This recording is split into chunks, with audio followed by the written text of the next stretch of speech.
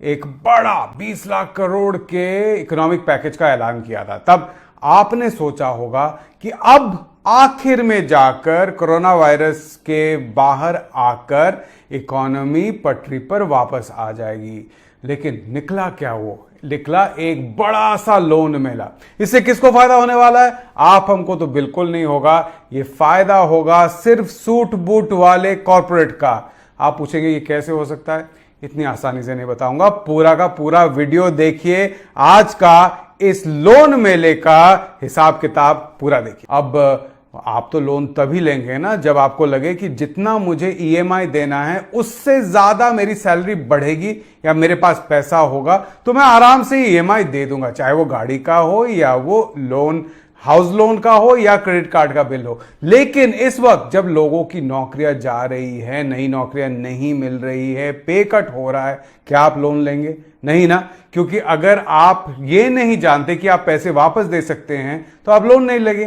खैर, ये हुआ पर्सनल लोन की बात। लेकिन ज्यादातर जो लोन बैंक देते हैं, लगभग 3/4 लोन जो बैंक देते हैं वो बिजनेस लोन होता है, कारोबारियों को लोन दिया जाता है। इसमें लघु, छोटे, मझौले और बड़े बिजनेस सब होते हैं। यही सबसे ज्यादा बैंकों से लोन लेते हैं।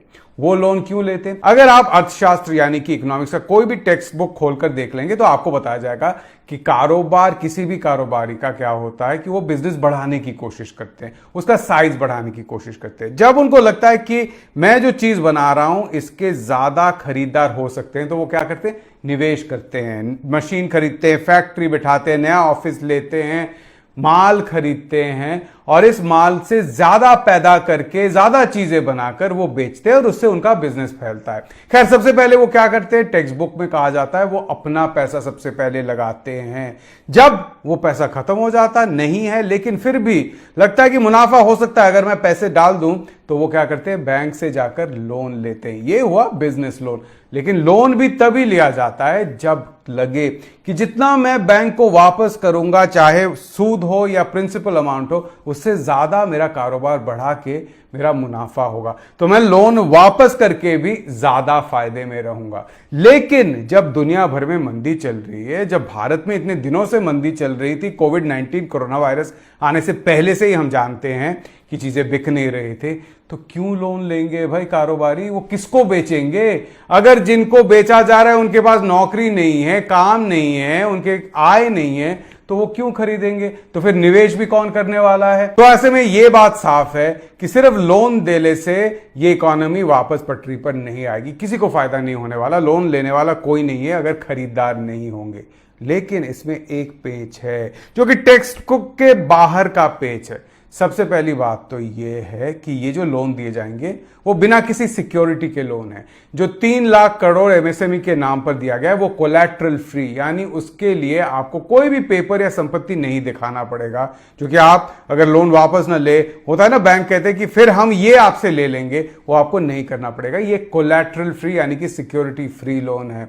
साथ में दूसरा पॉइंट एक और है कि बैंक जो लोन आपको देंगे, अगर आप पैसे वापस नहीं करेंगे तो बैंक का कोई भी घाटा नहीं होगा। ये सारा का सारा पैसा सरकार इसकी भरपाई करेगी, इस साल नहीं अगले साल से। तो आप समझ रहे हैं ना कि ना जो लोन लेने वाला है उसका कोई रिस्क है, ना लोन देने वाला जो बैंक है उसको भी कोई रिस्क है। अब कॉलेज एमबीए की जो टेक्स्ट बुक है उसके दुनिया की बाहर की बात अगर हम थोड़ा और आगे ले जाए तो हमें इतना पता चलेगा कि हमारे देश में जो कारोबार या बिजनेस होता है ना, वो टेक्स्ट बुक की तरह नहीं चलता है।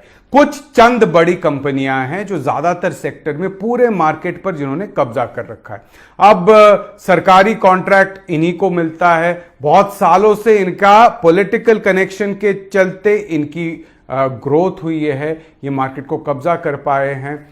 कॉन्ट्रैक्ट जब सरकारी मिलता है तो क्या होता है? सरकार को खुश करने के लिए या नेताओं को खुश करने के लिए उनके चहीते कंपनियों को सब कॉन्ट्रैक्ट मिलता है। क्या करते हैं? नेता फोन करते हैं कि ये जो है ना कंपनी बड़े अच्छे हैं, हमारे जान पहचान के, इनको थोड़ा छोटा मोटा कोई कारोबार आप दे दीजिए ना। आप अगर इतना बड़ा प्रोजेक्ट ले रहे तो सीमेंट इनसे खरीद लीजिए या बालू इनसे खरीद लीजिए या इनसे थोड़ा सा वो जो सीख हैं वो खरीद लीजिए लोहे के।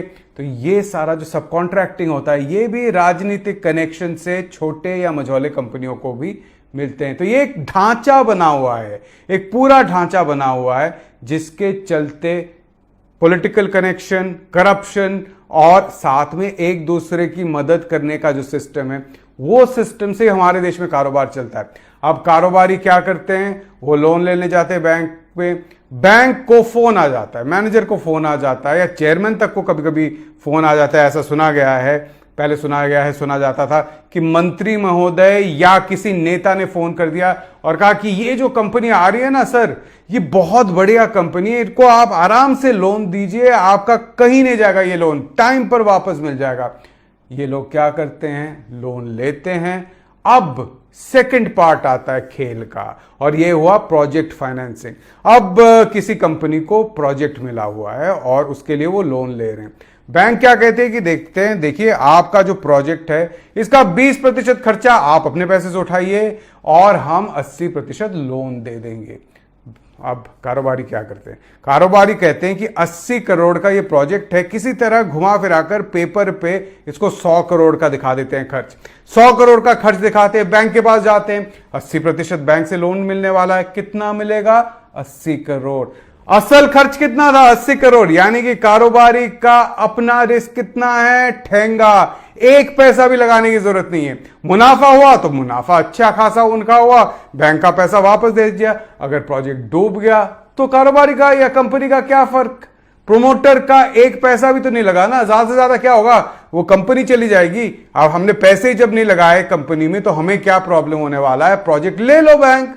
साथ में एक और चीज है, हमने देखा है कि हजारों ऐसे केस में क्या हुआ है, कंपनी के जो प्रोमोटर होते हैं वो बैंक का पैसा लेकर उसको किसी दूसरे कंपनी के रूट से अपना कारोबार चलाते हैं, या दूसरे किसी प्रॉपर्टी में पैसा लगा देते हैं, या अपने बड़े बड़े गाड़ियां खरीद लेते हैं, बड़े बड़े आलिशान बंगले खरीद लेते हैं, और ये सब बाहर किसी दूसरे शेल कंपनी से करते हैं ताकि जब पैसा डूब जाए ये वापस ना देना पड़े। खैर, बहुतों के पीछे तो लग गए हैं, बैंक और सरकार भी लगी हुई है, बहुतों से पैसे भी वापस निकाले गए हैं, बहुत लोग जेल भी पहुंच चुके हैं। लेकिन ये इसीलिए ना क्योंकि कोलैटरल था, बैंक का रिस्क था, बैंक को पैसे वापस लेने पड़े। अब क्या हो रहा है, ना कोलैटरल ना सिक्योरिटी देना पड़ेगा, क्या करना पड़ेगा, आप बैंक से पैसे लीजिए, आपका कारोबार डूब गया, क्या फर्क पड़ने वाला है, आप आराम से कुछ पैसे साइड पे कीजिए, आपका फायदा ही फायदा है। अब बैंक का क्या है, अब देखिए खराब लोन यानी कि एनपीए हम देख लेते हैं, जो लघु, छोटे और मझौले यानी एमएसएमई सेक्टर होता है, उनको लगभग 27% कुल जो बिजनेस लोन है वो मिलता है।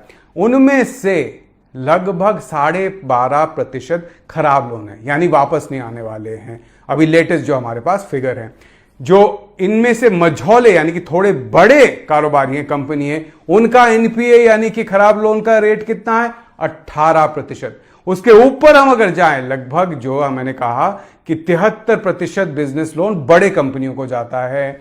तो बड़े प्रोजेक्ट और बड़े कंपनियों को जो 73% बिजनेस लोन गया है, इसमें से खराब लोन का रेट कितना है, लगभग 20%।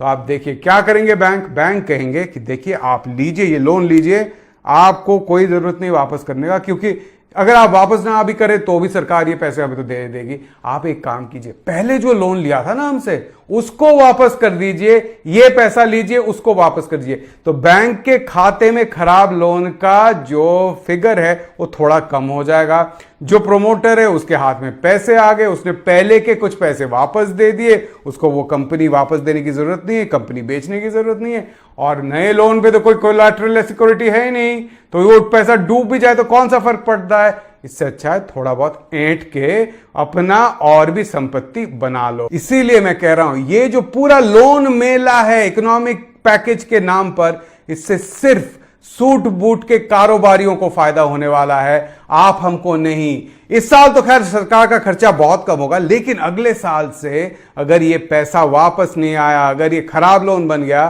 तो सरकार को ये भरपाई करनी पड़ेगी पूरी की पूरी। तो इसका पैसा कौन देगा, जब सरकार को भरपाई करनी पड़ेगी, कहां से आएगा पैसा, टैक्स से आएगा ना। और सिर्फ इनकम टैक्स नहीं, हम सब जो चीजें खरीदते हैं जीएसटी उस पर देते हैं, उससे भी आएगा। यानी कि फायदा किसका, सूट बूट वाले कॉर्पोरेट का, घाटा किसका, आपका और मेरा। यही है इस इकोनॉमिक स्टिमुलस का हिसाब किताब।